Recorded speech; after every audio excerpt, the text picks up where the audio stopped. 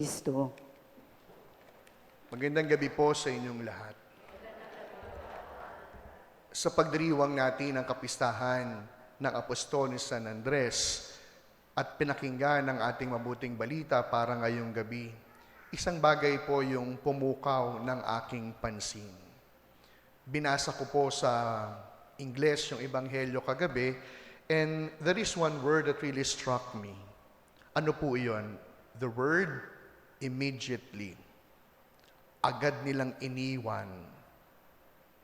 They immediately left their boat and their nets in order to follow Jesus. Sabi po sa kwento, sa paanyaya po ni Jesus, agad nilang iniwan ang lahat-lahat sa kanila. Iniwan po yung lambat, iniwan yung bangka, at kahit pa yung kanilang tatay. At kung ating titignan yung lambat at bangka, hindi lamang ito isang simpleng pang-iiwan, kundi ang lambat at bangka ay simbolo ng ano? Ng kanilang dating pamumuhay. Simbolo ng ano? Ng kanilang kabuhayan, ng kanilang pinagkakakitaan. They were known to be fishermen. Kaya nga po yung lambat at bangka, simbolo yun. Hindi lamang ng kanilang pagkatao, kundi simbolo ng kanilang pamumuhay. Kaya po sa pagdiriwang natin ng kapistahan ni Apostol San Andres, ito rin po yung paanyaya sa atin. Jesus once again giving us His invitation, and He expects, just like Saint Andrew, we would also immediately follow Him. We would also leave everything behind in order to respond to His invitation. Kaya yun po yung aral ngayong gabi. Ang pagtugon sa bawat paanyaya ni Jesus, hindi wait lang, hindi mamaya na, hindi bukas, kundi now na. We will immediately follow the Lord. Mabilis nating tutugunin ang kanyang paanyaya. At sa wari ko, ito po yung sikreto kung bakit si San Andres ay apostol ng Panginoon. Ito ang siyang sikreto kung bakit si San Andres ay hinirang bilang haligi ng simbahan, yung kanyang pagtugon ng agaran, his immediate response to the invitation of the Lord.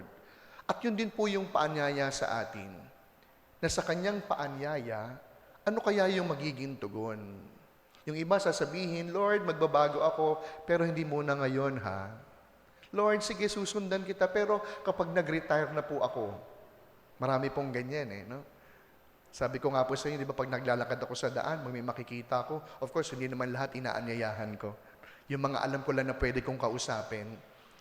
At maraming pagkakataon, kapag sinabi kong, baka pwede po kayong mag-serve sa simbahan, bilang lektor, o bilang MBG po, talaga ang misan, no? O maraming pagkakataon, ang sagot po sa akin, sige po, Father, pag-retired na po ako.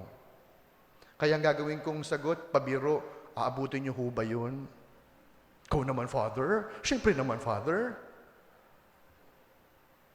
At yun po yung paanyaya sa atin ngayong gabi.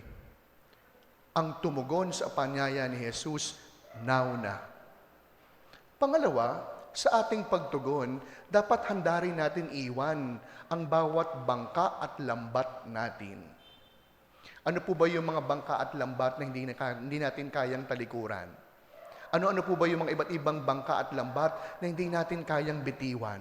Na siya nagiging dahilan upang hindi tayo makatugon sa ating Panginoon. Kaya nga po ngayong gabi, oo, ibig natin tumugon sa paanyaya ni Jesus, pero ang tanong, ano ang pumipigil sa atin? Ano ang siyang nagiging hadlang upang kagad tayo makatugon sa kanyang bawat paanyaya? Nagbasa po ako ng isang libro ng isang gabi, no, para po madagdagan yung aking pagninilay. No? At isa pong libro yung nabasa ko. At ang sabi po ng theologian, no, sabi niya, yun daw pong salitang immediate sa Ebanghelyo ay hindi lamang nangangahulugan ng agaran na pagtugon. Ang salitang immediate daw po sa Ebanghelyo ay nangangahulugan ng ano? Isang himala. Isang milagro. Alam nyo, nung habang pinagninilayan ko, tama naman, may katotohanan. Sa katunayan, hindi ba't isang himala ang naganap sa buhay ni San Andres nung tumugon siya sa paanyaya ni Jesus? Isang himala ang naganap nung nakuha niyang iwanan yung kanyang bangka at lambat upang tugunin ang paanyaya ng Panginoon. Isang milagro ang nangyari. Dahil marahil, para sa kanya, isang ordinaryong araw lamang iyon na kung saan mangingisda sila.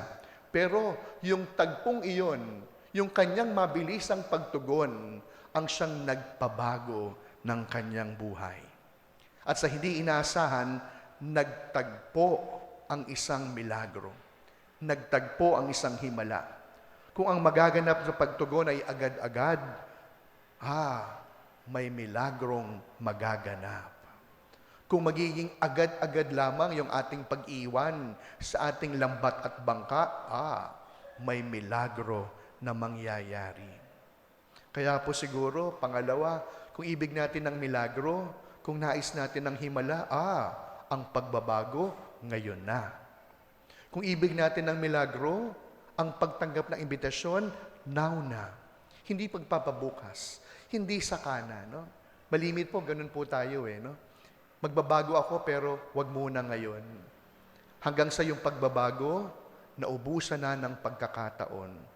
Hanggang sa yung pagbabago, wala nang iniintay na darating na tsansa at pagkakataon. Kaya sa pagpapatuloy po ng ating misa, ano po yung hihingi nating biyaya? In this Mass, my dear friends, we pray for many opportunities.